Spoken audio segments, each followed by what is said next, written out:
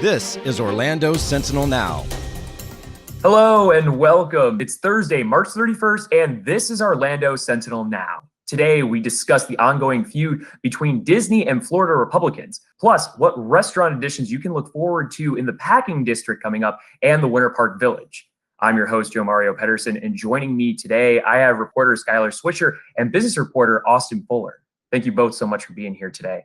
Let's go ahead and get right into it. Skylar, coming to you first for one of your latest headlines that came out. Disney versus DeSantis. Florida Republicans bash the mouse, but is it all just bluster? This is, of course, in relation to the Parental Rights in Education bill, popularly branded Don't Say Gay bill. Now, Disney has openly opposed this bill, which, of course, has led to this feud with Republicans. But Skylar, in your latest, you've discussed whether or not that this is all just talk.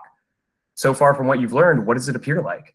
Yeah, so right now, it really appears like it's a lot of political theater. And really, the Republicans are using this to kind of generate some enthusiasm with their base. Disney is a household name, so it's a company that everybody recognizes. So, it's really getting Governor DeSantis in particular some national attention on Fox News. That being said, Skylar, with Ron DeSantis and other Florida Republicans getting riled up over Disney's opposition, what has Disney stated about HB 1557? Initially, they stayed quiet. Now, they said that they were kind of working in the background, talking to lawmakers privately, but they really made no public stance on this legislation. So this caused kind of a backlash among some of their employees, some of their fans who say, hey, you all should be doing more. I mean, you're champions of LGBTQ rights. And so they put a lot of pressure on Disney to speak out about the legislation, which they did after the bill passed. So they put out a statement saying that they feel like this legislation never should have passed and that they're going to work to get it repealed and to get struck down in the courts. So this has basically created this backlash in turn from Governor DeSantis and Republicans, which is really unprecedented in Florida history. I've talked to some people who followed Disney for many years, and they said they've never seen anything quite like this, where you have a governor in a public spat with Disney, which is the top tourism draw for Florida. For Republicans in Florida, have we seen any actually draw any hard lines in the sand or take any action against Disney? Yeah, so there's kind of like two issues at play here. So you have these social issues where Disney and the Republicans are not in alignment whatsoever when it comes to this parental rights in education, the Don't Say Gay bill. But on the other side, you have these like economic issues, tax breaks. Let's say the COVID-19 policies, can you keep your theme park open? So they're very much in alignment on those issues. And it doesn't seem like there's going to be this split when it comes to those sorts of economic issues. Now, there has been some talk of doing away with this 1967 law that essentially allowed Disney to create its own independent government. I would be shocked if that gets any traction. I think that's probably just bluster, because that would have some wide, far-reaching consequences if they were to take such a move like that against Disney. Skylar, in your report, you also pointed out that, this isn't the first time that companies and Florida Republicans have feuded before. I'm wondering, what has the past shown us about what happens to these controversies? So what tends to happen is there's this initial outrage. Let's take Publix, for instance. There was a dispute over their support for Adam Putnam, who proclaimed himself to be a proud NRA sellout. So some supporters of gun control, people who were calling for that after the Parkland and the Pulse shootings, mass shootings, were staging protests. So Publix said they were going to put a pause on their donations, that they were going to evaluate their political giving, which they did for about a year or so. Everything kind of died down, and then they went right back to doing what they were doing before. A lot more to this story. If you're all interested in finding out more about it, you can take a look at Skylar's work, available right now at orlandosentinel.com. Skylar, thank you so much. All right, moving on now. Austin Fuller's here to talk about some new food experiences that are coming up here in the Central Florida area. First one I want to talk about is over at the Winter Park Village. The Ruth's Chris Steakhouse is actually changing locations in the Winter Park Village as part of the Plaza's makeover. Austin, can you tell us more about that? Sure. So Ruth's Chris Steakhouse already has a restaurant in Winter Park Village, but they're going to get a new space. So they're going to move across the shopping plaza to the old Pier 1 Imports spot. And the outdoor shopping center has this $50 million renovation planned. And they've also announced 9 other new tenants that are going to be coming in. So with those plans in mind and those new tenants, what do we have to look forward to for that plaza?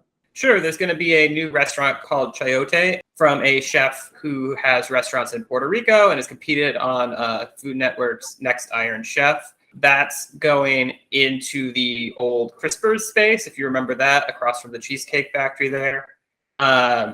You are also going to have a new Italian restaurant called Bar Italia that's going into the former Brio Italian space, which closed in the last couple of years. I saw one of the, model renderings for plans for the plaza, and it truly does look like it's going to transform aesthetically, probably most notably the Regal Cinema. That's really the focal point of the plaza. There are plans to change that too, right? Yeah, so again, it's a $50 million renovation of this plaza. There's going to be landscaping. They're remodeling the storefronts. There's going to be an outdoor rideshare lounge if you like to take Uber. But yes, the movie theater is expected to get a new light tower as part of this. However, that does require city approval, so we'll see.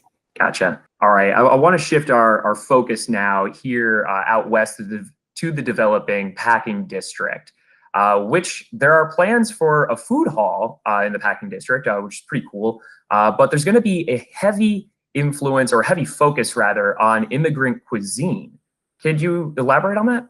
Yeah, so we're starting to get some of the early details about the food hall that's going to be part of the packing district, which is this development, as you mentioned, on the west side, west of College Park. They put out some initial details yesterday, and they described the focus of the food hall as being focused on immigrant cuisine. Do we have any idea as far as what kind of vendors are going to be part of that food hall yet? The specific restaurateurs has not been announced yet. There's going to be 11 of them. The company operating it is, it's going to be Akhtar Nawab, who's a New York-based chef, and his hospitality HQ group, which they have food halls around the country. Now, everything in that area is changing fast as it's under development.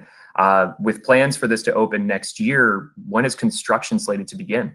Sure. Yeah, the renovation for the food hall is expected to start in August. Again, the food hall is slated to open next year. But it's a renovation of this building there south of Princeton and Orange Blossom Trail that was actually built in the 1930s. All right. Well, thank you, Austin. If you guys are interested in finding out more about that experience, you can find out about both what's going on at the Winter Park Village and at the Packing District online at orlandosentinel.com. Austin, thank you so much. All right, before we all leave you today, we do want to talk about Thursday's weather presented by Premier Sotheby's International Realty. Temperatures are cranking up Thursday in Central Florida ahead of a series of showers predicted to fall over the area over the next several days. First, Thursday's peak temperature is forecast to rise to 90 degrees this afternoon. Skies have a chance of showers during the day with a southwest wind of 10 to 20 miles per hour and gusts as high as 30 miles per hour. Thursday's low is looking to fall to 70 degrees.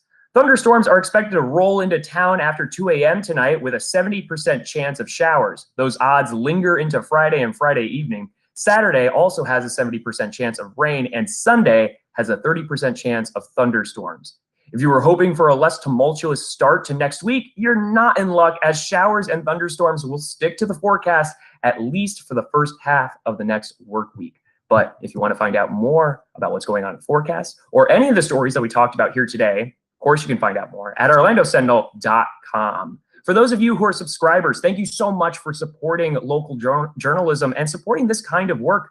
If you want to become a subscriber, it's easy to do so. All you need to do is visit orlandosentinel.com/subscribe. But as for OSN, that will do it for us today. A big thank you to Austin and Skylar for keeping us filled in. We'll be back again real soon with more news. We'll see you then. Stay healthy and stay safe. Watch Orlando Sentinel Now live every weekday at noon on our Facebook page and on orlandosentinel.com.